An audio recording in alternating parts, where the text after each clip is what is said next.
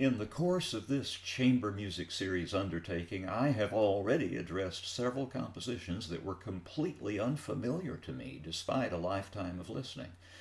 There's simply so much great music that even a lifelong program of exploration will not suffice to do much more than scratch the surface, and I'm thus indebted to my subscribers for their suggestions, which I try to follow up in a timely manner.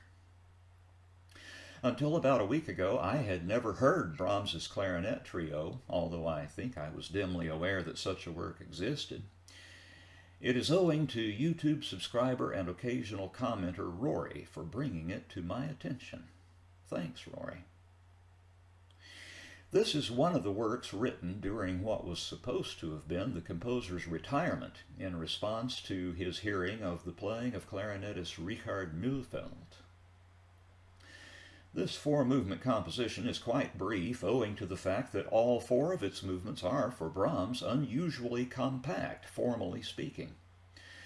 The closest analog that comes to my mind is Beethoven's F minor string quartet, opus 95. I've already dealt with that work and will link you to my video in case you're interested in comparing the two. I have, as usual, agonized over the cornucopia of recordings available on YouTube and have settled on the video of a live performance by clarinetist Martin Frust, cellist Clemens Hagen, and pianist Leif Ove Ansnes. I will provide a link to that video in the event you're interested in watching these musicians at work. The thing that drove my selection of this performance is a kind of hard-edged approach to the piece, an approach that I think serves it quite well.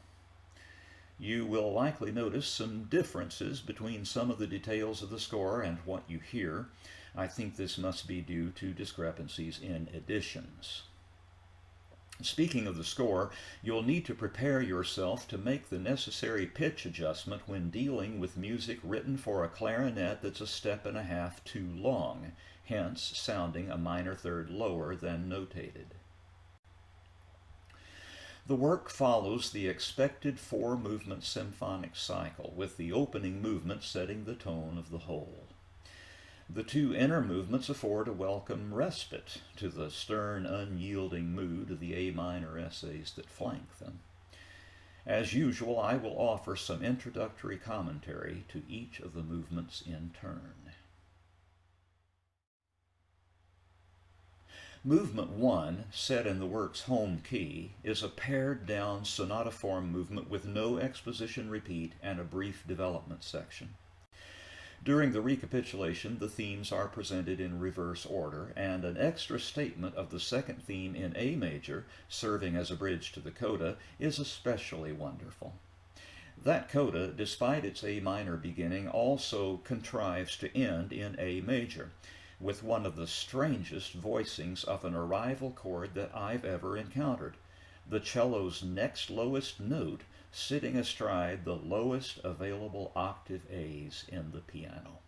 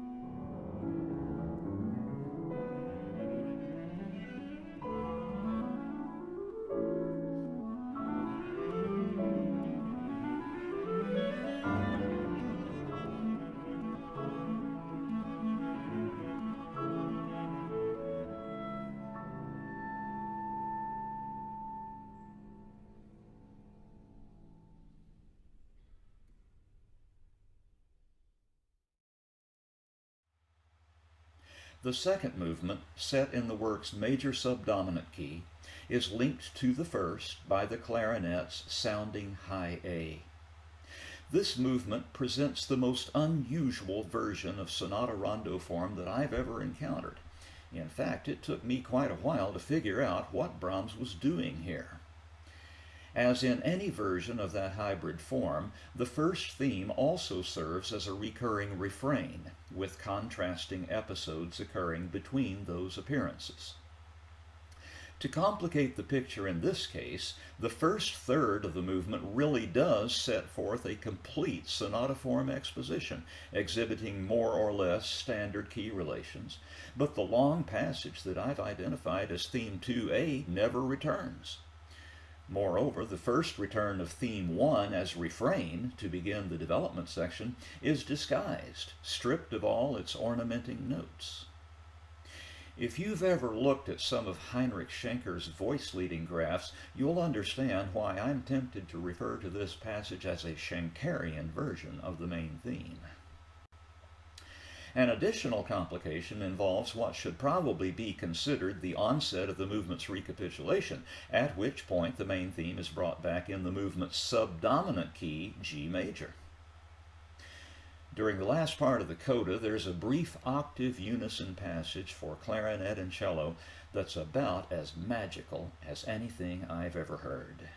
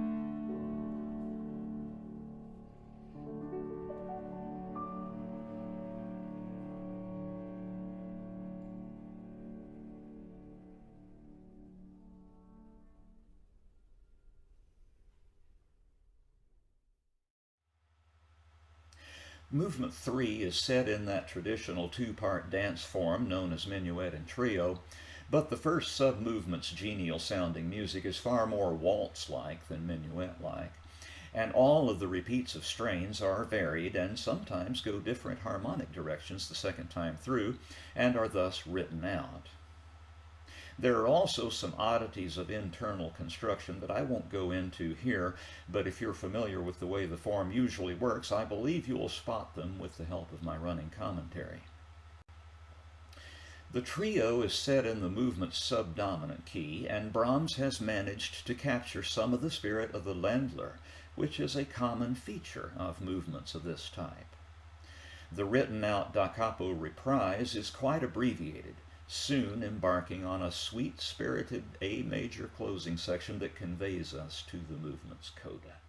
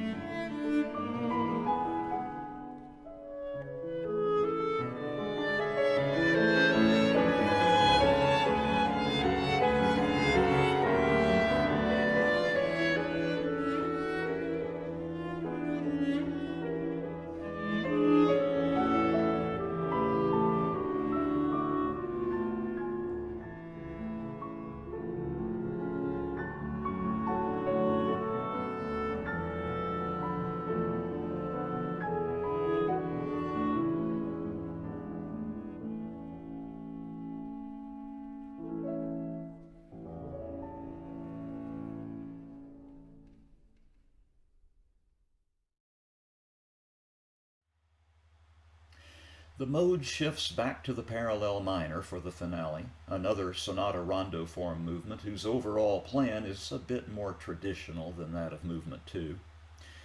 The first theme, which also serves as a refrain, vacillates restlessly between 6/8 and 2/4 time. The theme is constructed in 2 parts, the second of those parts set in the parallel major key. As in movement 1, it is this part that will return at the onset of the recap, which is set up by one of the suavest retransitions ever written. Theme 2 shares metrical restlessness with theme 1, this time dithering between duple and triple versions of compound time. The long strings of descending thirds during the development section may remind you of the composer's Fourth Symphony, written just a few years earlier. There are quite a few other Fourth Symphony references in this piece, and I'll leave it to you to discover them.